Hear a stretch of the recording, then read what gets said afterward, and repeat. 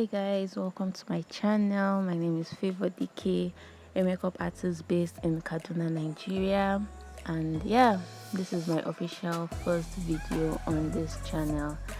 I'm really so excited, like, oh god, I'm so excited. So yeah, please do like, comment and subscribe. Also turn on the post notification bell beside the subscribe button so that you can get notified whenever I post a new video. With that being said, let's get into this makeup tutorial. So the first thing I did was to groom her brows. I actually thought I was recording, but then I realized I wasn't, so I do not have a clip for that. I shaved her brows, or groomed her brows better still, and then I went ahead to clean her face with baby wipes. After that, I'm using the metic moisture potion moisturizer to moisturize her skin. That's what I'm doing currently, and I'm using the brush. This brush is from the MSQ brush set. It's a very good brush, honestly. So I use that to like spread the products evenly on her face, which is what I'm doing currently before going in with my primer or any other products. Yeah, so I'm using a water-based primer, Ever Beauty, I think. I'll write everything down in the description box. I'm not really sure, but I think I used Ever Beauty primer to prime her skin, and then just prep the whole skin for the makeup. So I'm going to be starting off with her skin. I used two foundations to get her exact shade. I used Zikel in the shade number 25 and Hegai and Esther in the shade Brownie. I just mixed both foundations together and I'm blending it into her skin using my inob beauty blender. This blender is very soft. I really recommend. Always make sure you take your time when doing this step.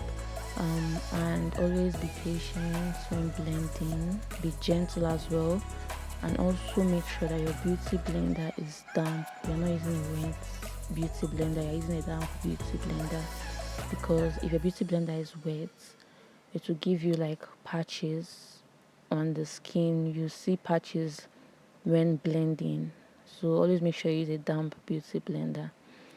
So I'm just blending. Yeah, so now I'm going in with a cream blush to blush up her face. I'm using a cream blush from, it's actually a lipstain, not a blush, but like it serves the purpose, so yeah, I use it. I have a lip palette, so the red color of that cream lip palette is what I use for my dark skin models, and then for light skin models I tend to use like orange or pinkish, any pinkish color, yeah, to go in. I really like this step. I feel like it just gives like light back into the face. At first you just have plain foundation, nothing on the skin, but once you blush up the skin, it just looks glowy and healthy one more time. So I used two concealers now to conceal her under eyes and just highlight the face. I used a darker concealer, which is elegant in the shade Toast, and then for the inner corners of her eyes I used Zikel in the shade Nude to conceal her under eyes. Yeah, so after concealing I make sure to blend properly. Then I went in with a powder first to set my concealer, a powder that is her shade or one shade lighter than her, to set the concealer. This is a step I also do love because I feel like this is kind of like my secret when it comes to flawless makeup. Like once you use powder to set before going in with your setting powder, it just gives like a smooth base for your setting powder to stay, instead of just going in directly with your setting powder under the eyes or just on top the cream. I think you should always set your concealers. And I'm also using one of the brushes from the MSQ brush set I spoke about before. If you plan on going into makeup, I would really recommend this brush set for you. It has like almost every brush you need. It's very, very versatile. It's a very soft brush, so I really recommend you try it out. Now I'm just bronzing up her face, and I'm using my Maybelline powder. I'm not sure of the shade. I think it's mocha. If it's not mocha, then it's cacao. I'll write down all the shades in the description box. I'm not sure. And I'm using my angled brush from the same brush set, MSQ brush set. Yeah, that's what I'm just using to bronze up her face. So now her face has some like structure. It's not just plain anymore. Yeah, so I'm just blending everything into her skin so that there are no harsh lines or whatever. Do let me know in the comment section what you think of this step so far. If this is something you've ever tried, if this is something you know about when it comes to setting the concealer first with powder. Do you really know about these steps? Like, just let me know in the comment section what you think. Now I'm going in to contour her nose. This was a very easy process for me because by going in with the skin first and everything, like the nose is already outlined, so all I just need to do is just follow the outline that my makeup already gave me, and then just contour it a little bit with a shade darker than her. Then you can build on it if you want it to be darker, but I feel like this is okay. You don't need to make it darker anymore. This is just perfect for her skin, just enhancing the contour of her nose. Yeah, then we can go in to set the makeup now with a setting powder. So what I'm doing now is just to set under her eyes, and the line I created very close to the nose is just to give the nose like an illusion that she has a pointed nose, even though she actually does have a pointed nose. Like, this is the step you take for people who don't have pointed nose. You just create that line very close to the nose, and then it creates an illusion that the person has a pointed nose. So this is how to get that pointy nose that everybody likes.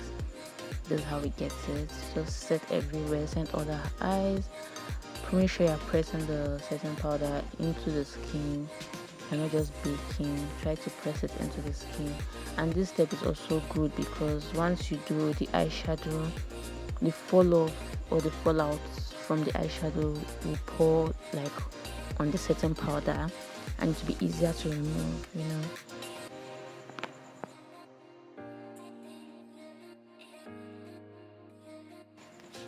So I'm still setting her face. I use the remaining products on the beauty blender to set her eyebrows so that it will be easier for me to draw the brows, and the pencils can glide easily on her brows, you know, without stress. I'm just setting the face, making sure everything is perfect, and then yeah.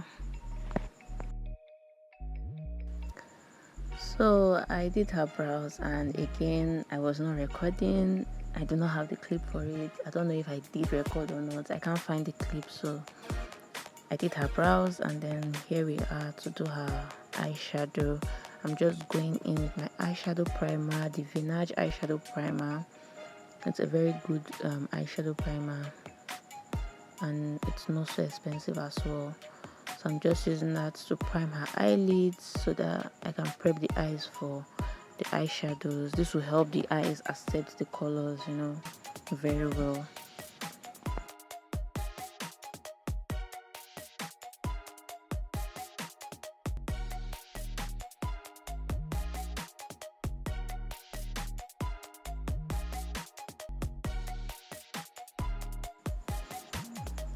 So I just blended the eyeshadow primer into her eyelids very well.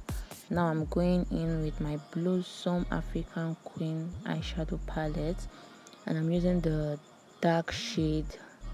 I don't know the name. I will check and then I'll put it in the description box. So I'm using the dark shade to, you know, start off her transitioning. Just blend out the eyeshadow, and then I used a shade, the next shade close to the darkest one, to transition the eyeshadow. Then I went in with a gold eyeshadow, a gold shimmer eyeshadow for her lids, just to create a very simple, natural makeup look on her. So I'm just applying her lashes now. This lashes is not branded, it's just a regular AliExpress lash. I'm applying it to her eyes, and I'm trying to like pin it together with her natural lashes so that you don't see like the difference. Yeah, so that's what I did. Now I'm going in with my setting spray. I used the Kiss Beauty setting spray, very good as well. And then I used hand fan just to dry the product on her face, so that you'll not have that powdery look anymore. You see everything will come together now after this step. So I've just set her face, set all her makeup together. You don't have any harsh lines or what's it called, powdery look anymore.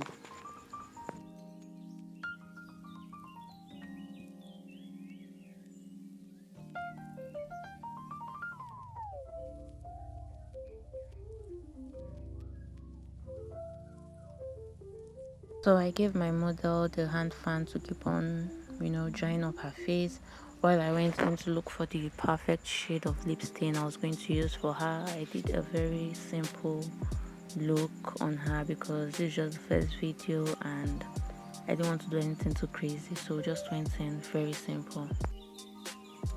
So for lip stain, I used the Hegai and Esther Brown Artistic Lip Stain in the shade Cuddle, and I used the Zaron Nude Lip Stain in the shade Tease. I think it's Tease. I'll confirm the shade and write it down in the description box. And I also used a brow gel from Beyond Beauty because the Hegai and Esther lip stain was not as dark as I wanted it to be. It's okay for a light-skinned person, but for dark skin, you want to make sure that the outline is really dark and it pops a lot. So I had to go in with that brown cream brow gel, and I mixed both of them together to get this shade on her before going in with the Zaron to create that nude ombre lip stain.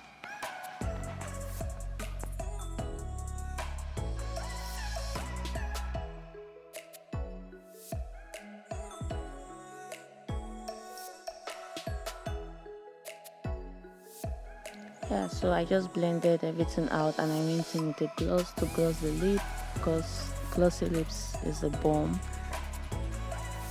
Yeah, so that's that for this makeup look. Please do like, comment, subscribe and share this video. Subscribe guys, please subscribe and also like this video. If I see 10 views, please let's have 10 likes. I beg you guys, please share this video. Let me know what you think in the comment section. Encourage your girl. I really appreciate you guys. Thank you so much. Bye.